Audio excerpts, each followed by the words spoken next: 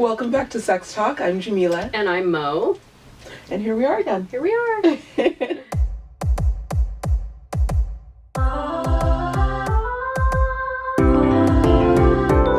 Sex Talk.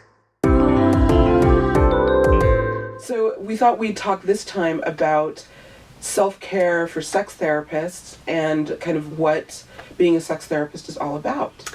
I think this is a great topic. I think, maybe we should talk about first what sex therapists do or what sex therapy is. I think there's a lot of misconceptions out there. Mm-hmm. I mean, they're the kind of most standards, like we help people with sexual dysfunctions in order to enhance the sex life that they want, get them to a more satisfying experience of sex. Right. But I would consider that we're liberators and change agents, frankly, and I'm not that interested in focusing just on the dysfunctions.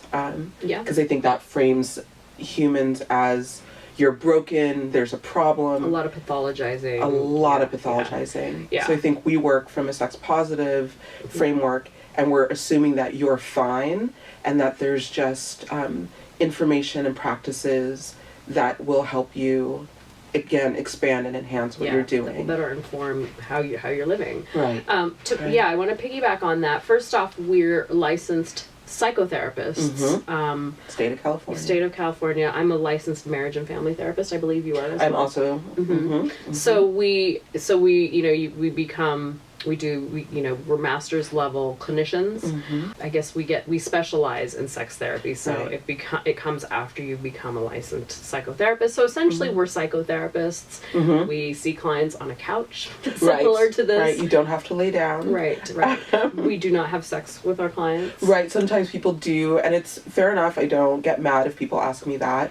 But right, a sex therapist will they should never have sex with a client. That is unethical and illegal. Yes, we keep our clothes on, mm-hmm. and there's generally no physical touching also, right. unless it's maybe a hug that a client asks for or something mm-hmm. like that. Mm-hmm. The other thing to note is that sometimes we do work with other professionals who might be doing something intimate with the client, mm-hmm. And we work in tandem with those professionals, mm-hmm. like a surrogate partner, for example, mm-hmm. or there are some sex coaches mm-hmm. that might do more intimate hands-on work, some sensual massage kind of professionals, mm-hmm. but we do not.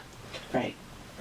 And that's something that gets negotiated. But yeah, what we do is using talk therapy, and I think both of us are similar in that we use somatic practices. Mm-hmm. So exercises around breathing, and kind of regulating how your body is and being aware of your breath. Getting in touch with what's happening. And mm-hmm. just getting in touch with the sensations when mm-hmm. we're talking about sex. If we're just kind of intellectualizing or in our heads all the time, then you might not see any progress. So Right. we definitely encourage people to take notice what's happening. Yes. And so that's what it means to be doing somatic work. Mm-hmm. Mm-hmm.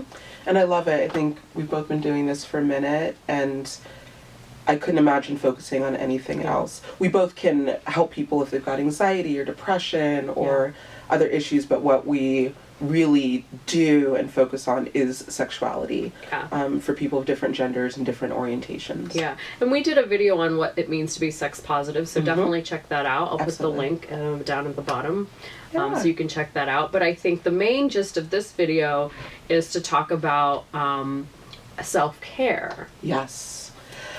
Oh, I know it's the phrase of... The phrase of the century. Right. And it's not massages, it's not drinking red wine with your friends on a Sunday. Self-care is actually quite important and, mm-hmm. and quite involved. Right. And I think it involves a great deal of introspection and understanding yourself and your needs. Yes. I would say working from this place of, am I taking care of my spiritual self, my physical self, my emotional self, and practices that aren't siloed away from the work that I do. So for me, self-care is, what are the things that I'm reading? Am I reading things that inspire me, that help me be better? that make me laugh, that make me feel more human?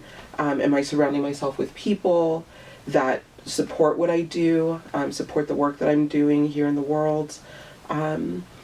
Am I resting? Am I drinking water? Am I getting sunlight? Yes, like a little plant. Like it's really I would say it's a practice of integration. When I think of self-care, it's a practice of integration. Oh, 100%. For me, it's movement. Getting outside. I love hiking, doing yoga, working out. All of those things. Right, the other thing I love doing is writing. I'm a writer and I play music, so that is absolutely 100% my self-care. If I'm not here, I'm probably doing something like that. Writing. Something creative. I love to travel. I love good food. I love going out to eat. Road trips are great. So much fun. I love getting out in the wild and being dusty and like I'm more the glamping type. Like that's where we Oh yeah, I'm the one with the camping gear. That's right. And I'm like, I'll just find a really nice cabin with like a jacuzzi on the deck. I have camping gear. I have sleeping bags. I've got tents. I've got it all. Actually, doing the sex talk is a form of self-care for me too. Yes. Because I do talk about all these ideas. Talk about our ideas. I think in session when we do direct service one-on-one with clients, a lot of times we work specifically on what's going on for them. Right. And here at the Sex Talk, we have an opportunity to take kind of the what we kind of oversee, like the thing that we see the most. Right, kind of the global experiences that we've seen over time. Right. And we get to sort of talk about it and maybe make some generalizations or and just be able to talk about things in a way that we don't get to in session. Right, because in session it's about the client. Yeah. And the sex talk is, these are ideas that we've thought about and concepts that we want to play with and that we want to share so that more people feel comfortable seeking out support around sexuality. Right. I think what happens is as therapists, we are educators as well as therapists a lot of times, but in the session with clients, we get bits and pieces of moments to be able to educate. And so educating, I think, on a global sort of level is very, very healing for me. I would agree. Like, it feels good to be able to give this and share this. So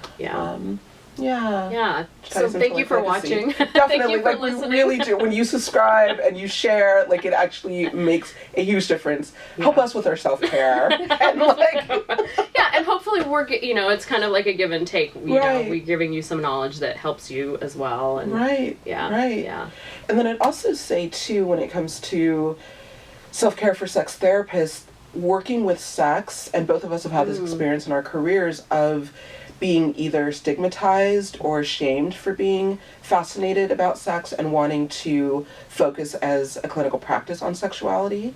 And so, this culture has some, you've probably noticed, really sick ideas around sexuality, and it doesn't support people who do anything around sex. I used to work at a sex store, and even customers would treat a lot of the staff as though we were stupid or as though we would sleep with anybody.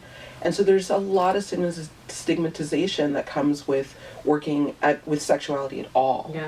Yeah. I think there's a lot of myths around sex and what sex therapy is. Coming up as a clinician, my early days, before I actually opened my private practice, people were kind of scoffed at me, not just for wanting to be a sex therapist, because who would want to be a sex therapist? Why would you want to talk about that all the time? But also for going into private practice. There was a lot of, like older clinicians that worked at these agencies that told me that it wasn't doable.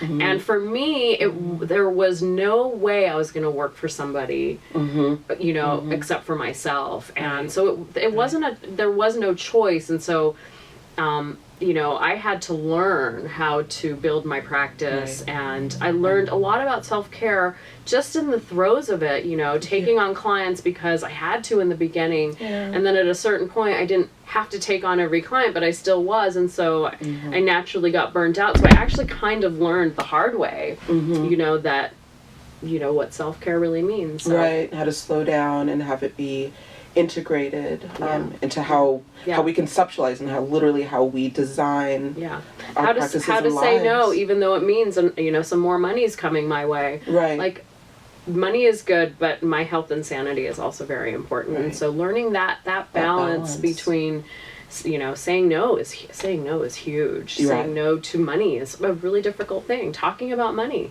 can be Right. a form of self-care. Oh yeah. Oh yeah.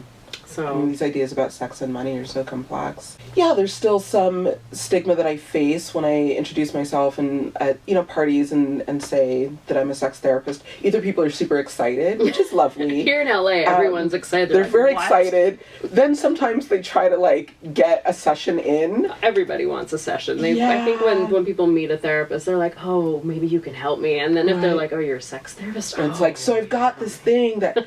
So, well, we do want to hear that. Sometimes we definitely want the appetizer first, or we want to just carry on with dinner. Yeah. So. Yeah, I've actually had people at parties tell me to turn off my therapist hat. So it's hard enough as it is without people Right. coming at you and being like, "Oh, will you help me with this?" or "Can I tell you Right. about this?" And it's like, Right. Help us not be sex therapists all the time. I think it's a good you know practice to be like, "Hey, I'm not working right now. I'm just gonna try to enjoy this party," and Right. we can set boundaries and we can be nice and we can Yeah. you know be compassionate and you know I would love to talk to you. Let's plan a time for some coffee Right. or something. Right. You know. Right. Or I can give you some names of some great therapists. Right. We can I can refer you to somebody else. Yeah. But yeah. All forms of self-care that we Mhm. sex therapists must do. But it's a phenomenal gift and privilege to work around sexuality, and I couldn't imagine. It's really great Doing because something else. you know I think there isn't a lot of places for people to go to Right. talk about this very topic, and Right. so we do provide a very unique and special service, and I think I feel great about it. I'm proud to do it. But yeah, So thank you. If you ever have questions about being a sex therapist, yes, or please don't hesitate to reach out, Right. ask us questions in the comments. Absolutely. We are here to answer all questions. all things sex, because it's the sex talk. Sex talk. Until next time. Ding, ding, Bye. ding. Bye.